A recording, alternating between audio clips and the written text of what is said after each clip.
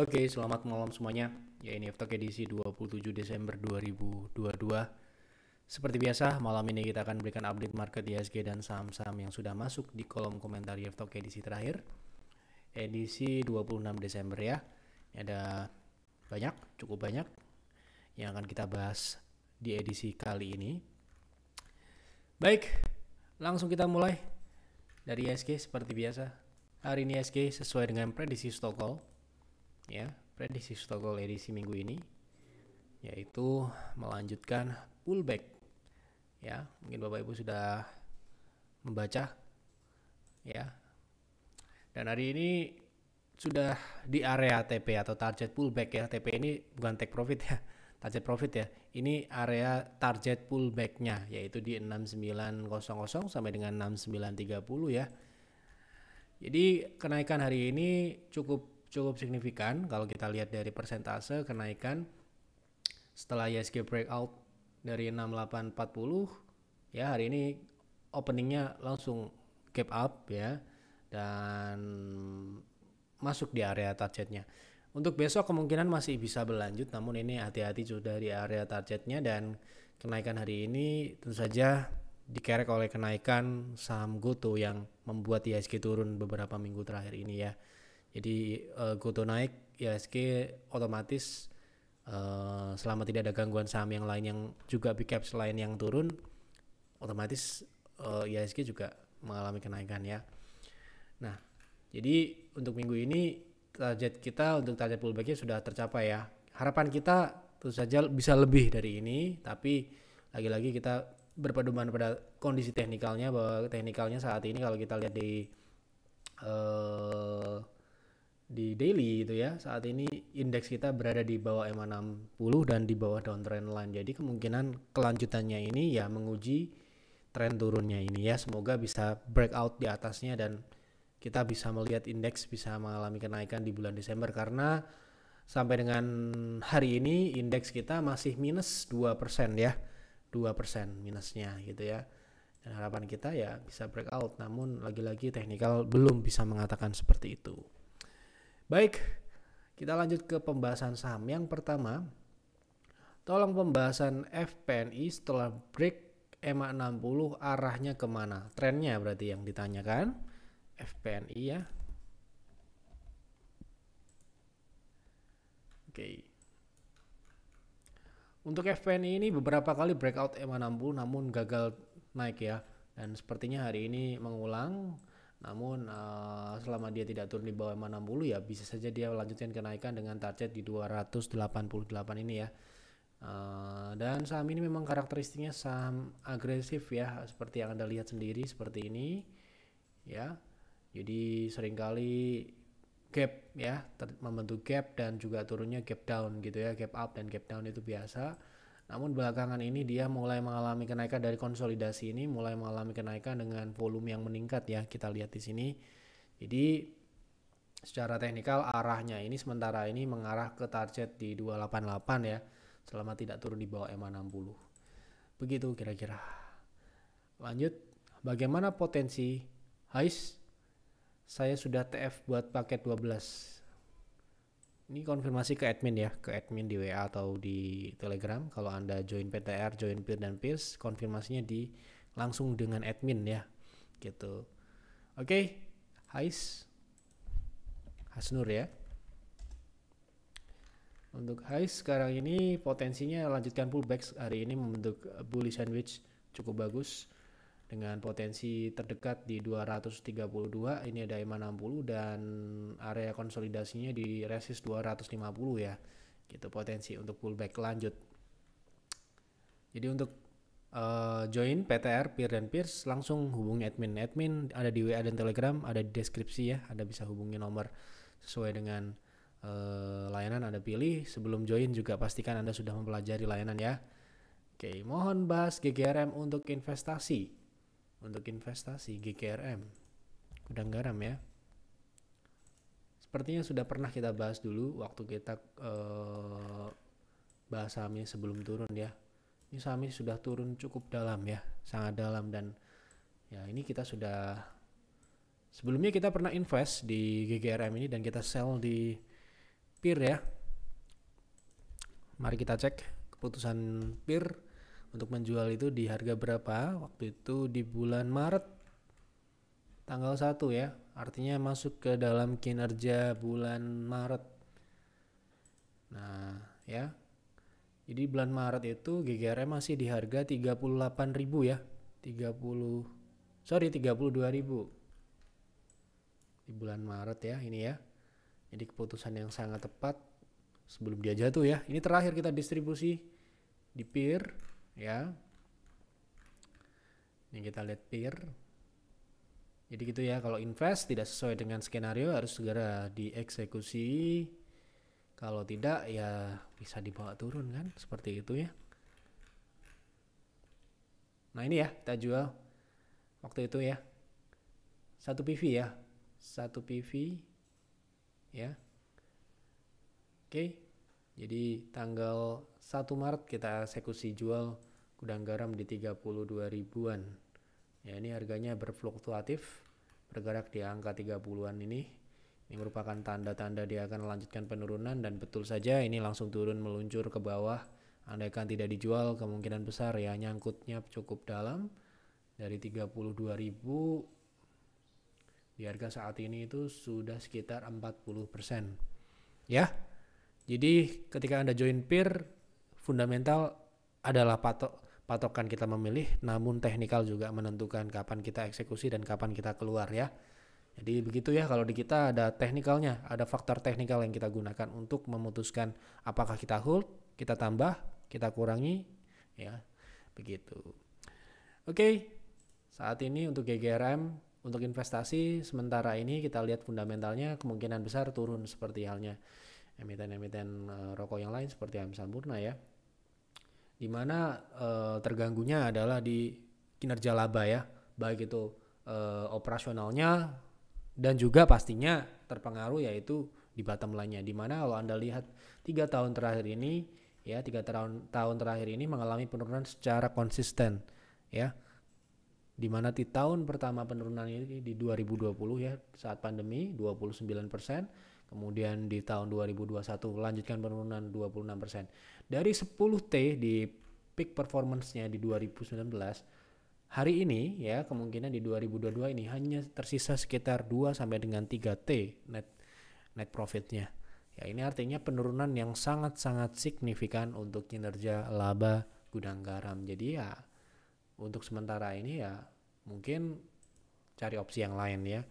Dan juga dari sisi profitabilitas tentunya mengalami penurunan yang sangat signifikan ya.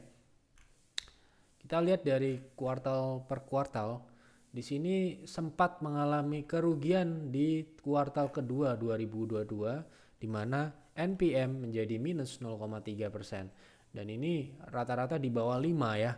Jadi sangat tipis untuk saat ini gudang garam. So kenapa PIR melakukan distribusi dan tidak melakukan buyback sampai dengan hari ini meskipun harga sahamnya sudah cukup jauh dari harga jual kita, karena memang secara fundamental belum memenuhi syarat untuk akumulasi. Dan banyak sekali saham-saham yang lebih baik, lebih bagus fundamentalnya, lebih oke teknikalnya untuk diakumulasi gitu ya. Jadi kalau daftar langsung ke admin ya di WA atau di Telegram ya. Kalau daftar ini ada yang chat juga nih ya.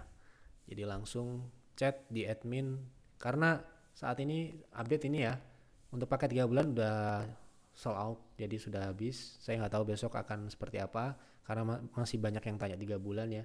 Jadi tersisa untuk paket 12 bulan ini masih ada 2 dan paket 6 masih utuh ya, masih ada 5. Jadi silakan, ini malam terakhir untuk New Year program untuk join PIR, PTR ya ini ya, bukan PIR dan PIRS.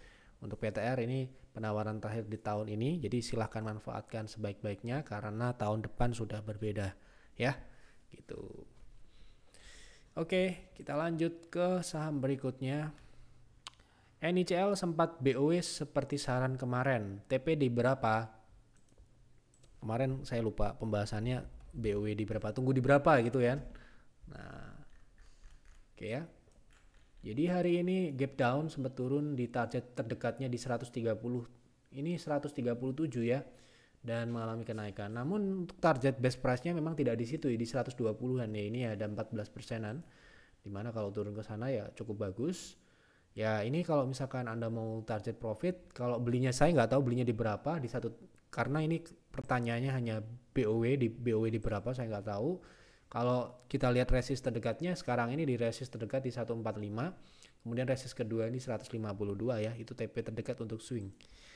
Oke, berikutnya PTR pakai 3 bulan sudah sold out ya, sudah sold out. Aduh, telat saya. Tolong adain lagi, satu aja. Ya, nanti ya kalau ada tambahan ya ada informasi ya. Silahkan dicek lagi di Telegram, nanti ada info kalau ada tambahan kuota atau tambahan untuk member baru atau untuk perpanjang ya. Lanjut, Goto pullback ke berapa Pak? Saya mau jualan. Nah ini nggak dikasih tahu harga belinya di berapa ya. Kita sebutkan saja target pullbacknya saja ya. Kita lihat time frame kecil saja karena ini saham ini juga cukup jauh. Kalau kita lihat dari Fibo maupun dari EMA-nya cukup jauh. Jadi ya saya nggak mau memberikan target yang terlalu muluk-muluk dan tidak realistis ya. Karena saham ini memang tekanan jualnya masih sangat besar saya lihat. Hari ini naik, baru hari ini kita lihat muncul dia tekanan belinya cukup bisa mengimbangi tekanan jual ya. Sehingga harga sahamnya kuat naik karena mungkin juga ada intervensi juga agar indeks tidak terlalu jeblok di bulan Desember ini. Kalau mengacu pada saya nggak tahu harga belinya di berapa, jadi TP-nya ini saya anggap ini resistnya. Jadi resist terdekat yang kita lihat di sini ada 97 dan level psikologis 100, itu jelas itu yang terdekat level psikologis, dan kedua ada di 115. Seperti itu. Kemarin liburan ke Jogja, ISPAK penuh banget. Gimana potensi sahamnya? ISPAK ya.